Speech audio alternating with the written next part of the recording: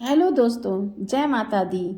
आपका एक बार फिर हमारे चैनल पर हार्दिक स्वागत है। आप सब कैसे हैं यह बताने के लिए कमेंट बॉक्स में जय माता दी जरूर लिखें।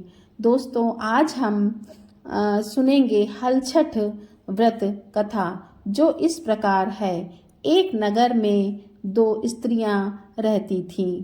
दोनों एक ही परिवार की थीं। रिश्ते में देवरानी जेठानी थीं।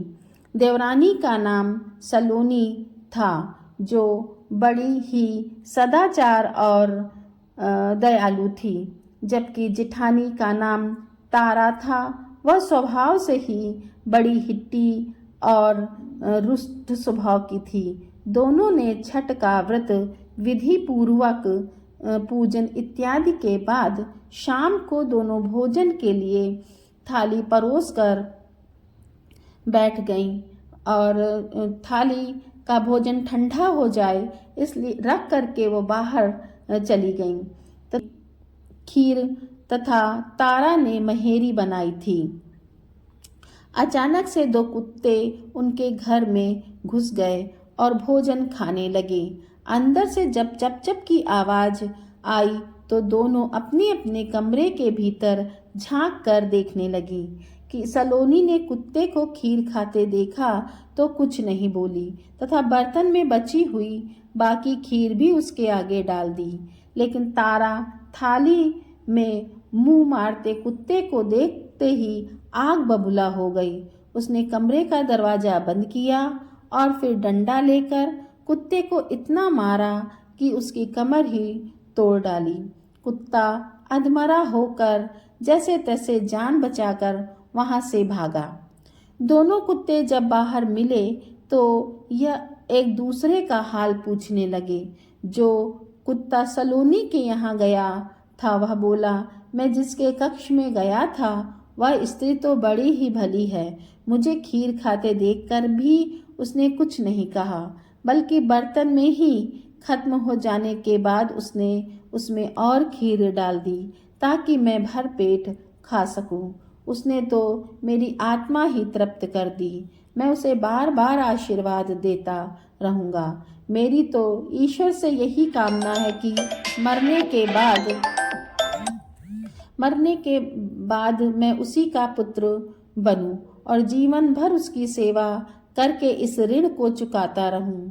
जिस प्रकार उसने मेरी आत्मा को तृप्त किया, उसी प्रकार मैं उसकी आत्मा को तृप्त और प्रसन्न करता चाहता हूँ।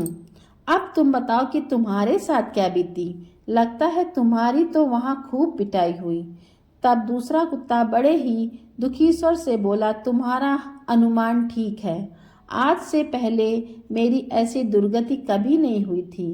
पहले तो थाली में मुंह मारते ही सारा जबड़ा हिल गया।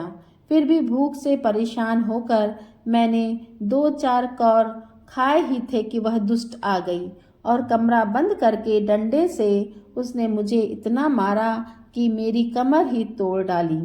मैं तो ईश्वर से यही निवेदन करता हूँ कि अगले जन्म में मैं उसका पुत्र बनकर उससे बदला चुकाता रहूं। जैसे उसने मार मार के मेरी कमर तोड़ी है, वैसे ही भीतरी मार से मैं भी उसका हृदय और कमर तोड़ डालूं। कहते हैं कि उसकी बद्दुआ बहुत बुरी होती है जो बेजुबान होते हैं। इसे दैव योग भी कहा जाएगा कि दूसरा कुत्ता शीघ्र ही मर गया और मरकर उसने तारा के घर में ही पुत्र के रूप में जन्म लिया। पुत्र रत्न पाकर तारा बहुत खुश हुई। पुत्र को लेकर उसने अपने मन में बड़े बड़े सपने बांध लिए थे। मगर दूसरे दिन जब घर में हलछठ का पूजन हो रहा था तब वह लड़का अचानक मर गया। तारा की तो जैसे दुनिया ही उजड़ गई। वह दहाड़ मार मार कर रोने लगी, मगर किया भी क्या जा सकता था। जैसे तैसे उसने अपने सीने पर पत्थर रखकर और फिर वह उस वर्ष उसके लड़का होता और हलषष्ठी के दिन मर जाता था। यानी कि हर साल उसके एक लड़का होता था और हर छठ वाले दिन वो मर जाता था। जब 3-4 बार ऐसा हुआ तो तारा को इस पर कुछ संदेह हुआ कि आखिर मेरा लड़का हल षष्ठी के दिन ही क्यों मर जाता है। फिर एक रात सपने में उसे वही कुत्ता दिखाई दिया।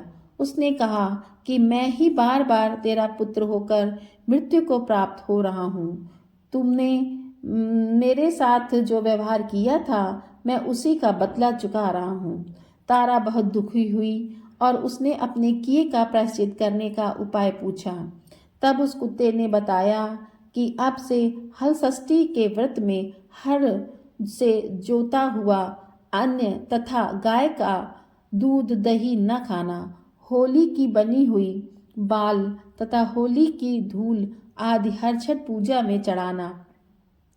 तब कहीं मैं तेरे घर में आकर जीवित रहूंगा।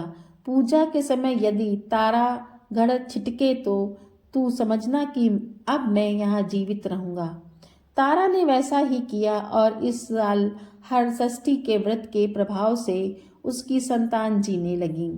तभी से संतान कामना और सुख सौभाग्य के लिए यह व्रत किया जाने लगा।